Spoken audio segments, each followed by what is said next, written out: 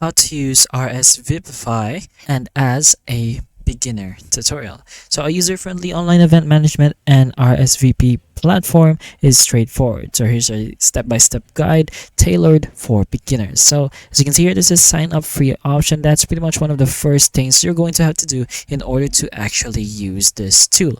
So once you've done that, there's simple, pretty much just go ahead and create your event. So just go ahead and click on a new event over here. So type a descriptive event with a name and continue to your next step. You need your event dates and when they're going to start and end and the time zone. Then your event location. So over here, you're going to put in the address of where it's going to happen, and then you're going to put in a URL. So pretty much a link. Let's just go ahead and put this. So if your event URL works, you should be able to next and pick a theme. Over here, you can go ahead and choose, you can go ahead and put in your photos, customize your design, colors, and styles later. But for now, you're going to choose a theme for whatever event that's going to happen. Then, of course, what have you said before? That you're going to have to sign up first. So your full name, email address, and then creating a password.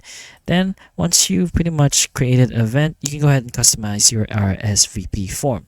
Once you've done that, you can share your event, monitor your responses by tracking RSVPs and sending reminders. And finally, you can manage your event logistics once you get the feature when you sign up for free. So there is a ticketing if applicable, set up ticket sales for paid events, monitor sales and manage tickets for discounts, and check-in tools. So use RSVPify check-in feature during the event to manage guest arrivals efficiently.